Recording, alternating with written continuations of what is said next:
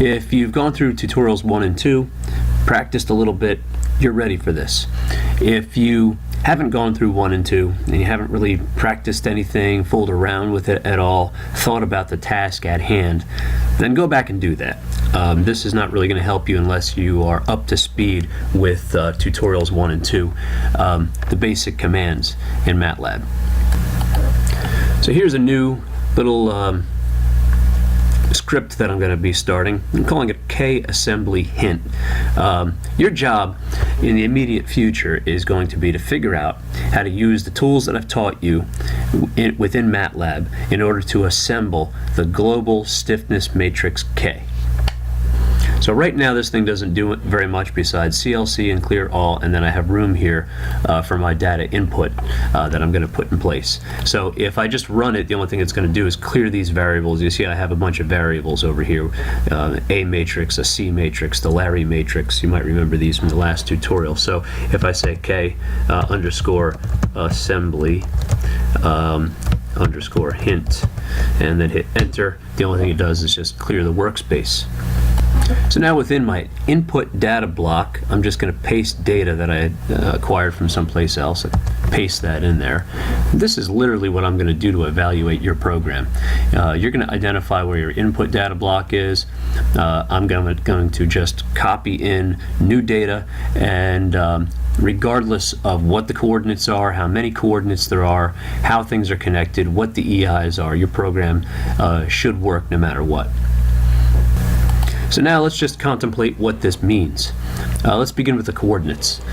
So I have a stream of coordinates. It looks like I have 8 sets of coordinates. If I plot them, that's what it would look like. Coordinates 0, 0, 30, 0. I can identify that it appears to me that node 1, it represents, it comes from line 1 of this coordinate matrix. Node 2 would be at 30, 0. There's node 2, and nodes 3, 4, 5, 6, 7, 8.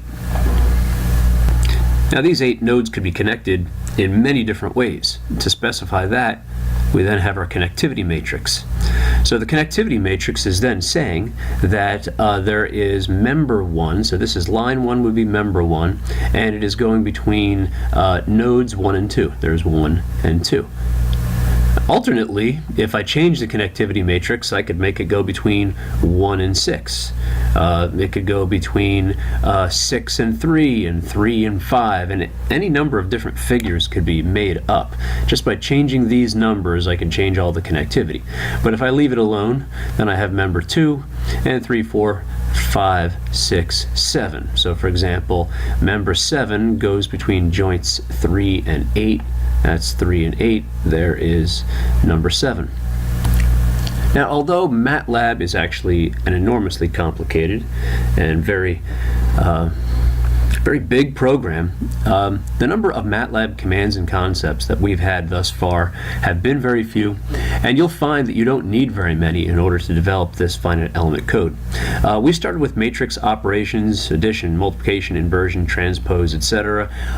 You can put in matrices. Depending on the math, you can add them, multiply them, invert them, or transpose them. In many cases you can't. For example, you cannot invert this 4 by 5 A matrix. From there, we talked about indexing. Basic indexing was introduced in tutorial 1. So for example, if I say the command A23, which is not the same as using the square brackets. The square brackets are defining the matrix. The parentheses are saying that the matrix A, find the value at row 3, at row 2, column 3. Row 2, column 3 returns a value of 8. Soon thereafter, indexing went a little bit more advanced, and indexing showed that we could not just extract a single number from a matrix, but as we will commonly need to do, extract actually a small matrix from that big matrix. And that would be done with something like this. Rather than putting single values such as 2 and 3, instead I'm putting in a matrix. So the parentheses still exist because it's issuing a command with respect to A, but then the square brackets are indicating that rather than finding single values, we will be actually finding values corresponding with rows 2 and 3, comma, columns 2 and 3. So rows 2 and 3, columns 2 and 3, and extracting 7, 8, 12, 13. From there, an innocent command, the size command, was introduced, and this ends up being extremely useful because if we look at your Matlab data block, right now everyone can see that there are 2, 4, 6, 8 coordinate points or nodes defined. We can see that it's 8, but certainly when I copy and paste and I put 100 of them in there, we wouldn't be counting them. We need the computer to count them. So the size command is going to say how large things are. So for example, with respect to this A matrix, if I say that the variable x is equal to the size of A, it's going to return actually a matrix 4 and 5. It is 4 rows and 5 columns. If I get a little bit more specific, I can say that x is equal to the size of A, but just the first value of this matrix, and that would give me the value of 4. This is 4 rows as opposed to, let's say, 4 columns. Now, depending on my application, this is often useful. Using a command like this and a variable like x is often used in let's say, some for looping, for loops. So we do loops very often. A very common one is to take a matrix of zeros, such as, for example, the K matrix, and then add in stiffnesses where they belong. And we have to know where they belong. We have to be able to index them. Now, how many loops will we do? It depends on how many members we have. So if I have something like this, if I say for I is equal to 1 to x, and x is equal to 5, then this for loop that we see here would run 5 times. It would begin with the count variable equal to 0, and then we can always say that count is equal to what it previously was, plus, that's supposed to be an I. My bad. So whatever the I value is, actually in this case it's a 1, isn't it? That's a 1. Okay, count is equal to count plus 1, so then it would go 0, 1, 2, 3, 4, 5. If I change that to an I, I'd get a different result. Going back to the Matlab, here is the data input block, and I've actually just ended it with an indicator end input block. So it's within this zone that the user, that would include myself, would just copy and paste different values for coordinates, connectivity, and also the EI matrix. From there, let's do some operations. I'm intending to give you some hints. I definitely need you to think this through and figure out fully how you're going to assemble the K. But it's going to involve looping, and it's going to involve certainly the use of the size command combined with indexing. So let's use the size command. Well, one variable that's definitely a good one to define, the number of rows of coordinates, well, that's the same as I'll call it the number of nodes. That's my variable. The number of nodes will be equal to the size of, what did I call it? The coordinate matrix. By the way, you can always, if you are lazy or concerned, you can copy and you can paste. All right, the size of the coordinate matrix. If I merely do that and I up arrow, run it, it's going to say that, well, it's an 8 by 2 matrix. I got to remember that the number of nodes is actually this 8, it's the number of rows. So then I'll just put a comma in here, comma 1. And then when I rerun it, it's just going to return 8. That's going to be useful. The number of nodes I'll have is 8. Similarly, how about the number of members? That would be equal to the size of a different matrix. The number of members would be the number of things I've connected here. Looks like, well, here 2, 4, 6, 7. There are 7. But I'm asking for the size of that, and that's going to then be the con matrix, the connectivity matrix, comma 1. And so if I come to the command window and I execute it, number of nodes 8, number of members is equal to 7. Now shortly I'm going to enter a loop. My idea is that there will be a for loop here. I'll say for, I'll give a dummy variable for I is equal to 1 to, what would it go to? I'll leave a question mark right there. for right now. So I'm going to need you to try to figure out how we can specify the number of loops when we take the K matrix and we are adding little k's to the big K. Now how about the K matrix? The K matrix, I'm going to say K is equal to a matrix of zeros. It's going to start out as zeros, and then how big is it? It's a matrix of zeros. How big? Put a question mark right there. Because I need you to figure out how big this K matrix of zeros is. Using not a number, in this particular example, the number of unknown rotations is, what is that number? I believe it's 8. So if I put an 8 right there, that would be correct for this example, but then you're going to have to figure, well, what variable do you put in there instead of punching in 8? Similarly, when I do this for I equal to 1 to something you have to figure out, well, we're going to be adding in the stiffness of every member. So this thing has 7 members. I can say for I is equal to 1 to 7, and that will work fine. And then you just have to figure out what do you put in here instead. And then if I hit enter, I'm ready to do some things in the loop. Now what I'm going to work towards is I'm not going to complete the whole K matrix, but how about if I do this? I say, well, the X distance is something I'm gonna need that, and then I'll get a Y distance. Okay, those are distances between nodes, and then I can say that, well, L, the length, is equal to parentheses. It'll be X distance squared plus Y distance squared raised to the power of 0.5. So a little bit of Pythagorean's going to happen in there. All right, let's address this X distance, and the Y distance is going to be very similar. The X distance, when I is equal to 1, what this thing's going to do is it's going to subtract 2 numbers. The X distance is going to be equal to the difference between 30 and 0. That's simple enough. So, okay. Well, it's 30 minus 0. Minus 0. I need to do better than that, though. It has to be generally applicable no matter what I is. So it's not going to be 30 minus 0. Well, what is it going to be? Well, it's got to be referencing this coordinate matrix. Okay. It would be the coordinates. I'll put a variable in there. Coordinates. I will say row 2, comma 1 minus coordinates of row 1, comma 1. Right. Row 2, 1 would be 30 minus 0. Okay. So I haven't put the variables in there yet, but I just have this.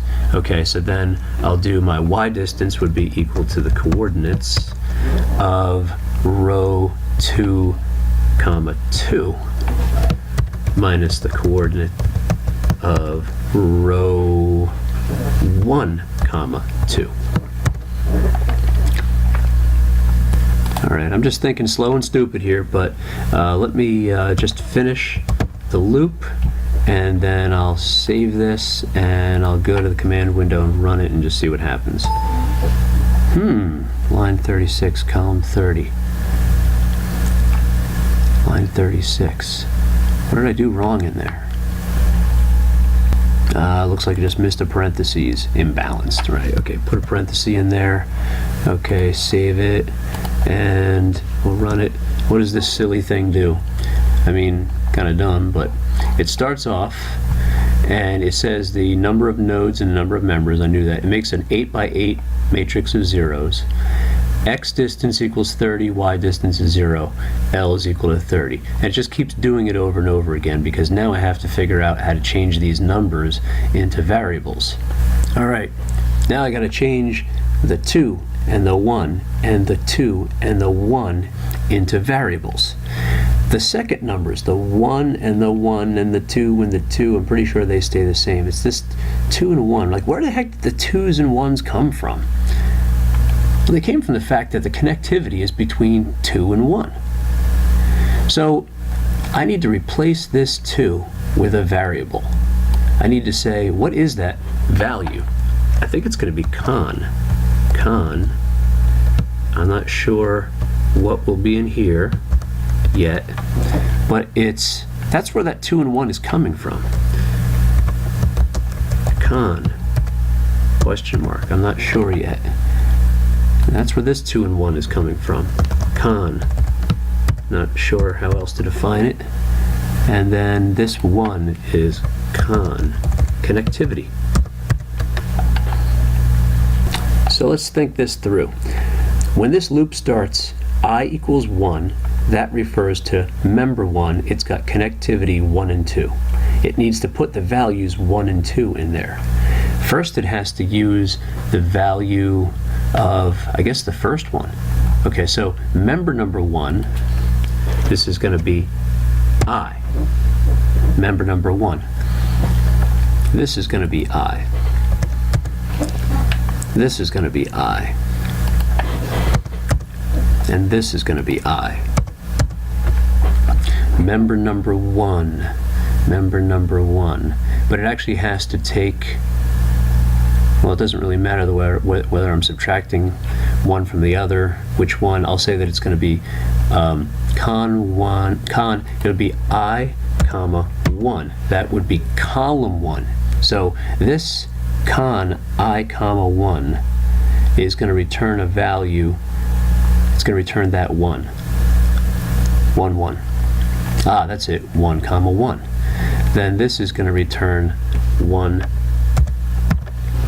It's going to go get the second column in row 1. It's going to get a 2 right there. So remember, I just took like all of this, and previously I had a 2 in there. I took all of this, and I had a 1 in there. Or maybe this was the 1 and this was the 2. It doesn't really matter. So now when I go to this row, it's going to be con 1. That's row 1.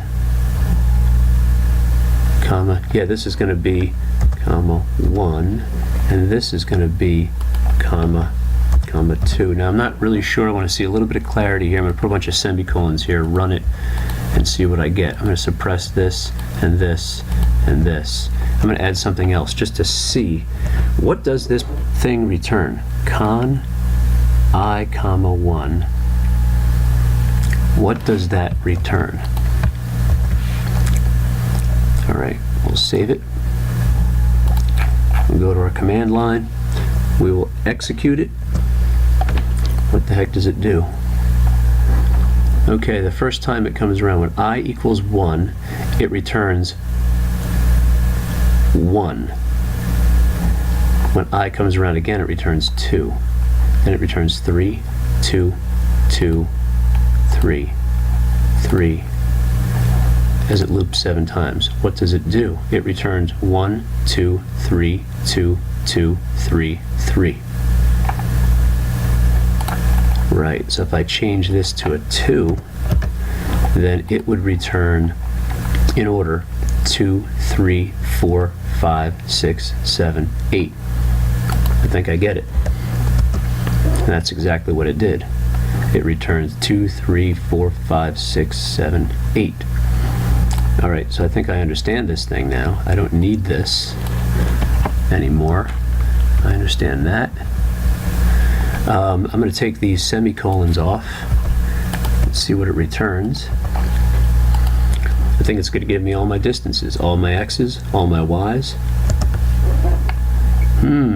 Something is suspiciously wrong here. 12. Oh, some of them are 12. Yeah, lengths. These are all the lengths. So let's see. Member 1 has a length of 30. Member 2 has a length of 30. Member 3, length of 30. Member 4 has a length of 12. Member 5 has a length of 12. 6 has a length of 12. And 7 has a length of 12. By gum, it works. All right, what remains for you to figure out? Inside this loop, there's going to be some stuff, a few lines of stuff. But then right about here, what you're going to say is some form of k, some specific locations would be equal to k, the same specific locations, plus you're going to be putting in a small matrix. So these are not commands, this is just a hint. This is what you have to end up with. This is how you take a K, which is nothing but a bunch of zeros. Somewhere in here you get your 4 EI over L and you get your 2 EI over L, and you figure out where to put them. And remember, from tutorial 2, we learned how to put them in specific places. It will certainly involve the indexing, depending on which loop we're in. That's going to tell us the connectivity, which rows and columns these things need to go to. And so you literally just have maybe 2, maybe 3 lines of code in here, and then there's your K, and you're done. And your major task for right now is completed. So I certainly hope that this hint/tutorial has been important for you.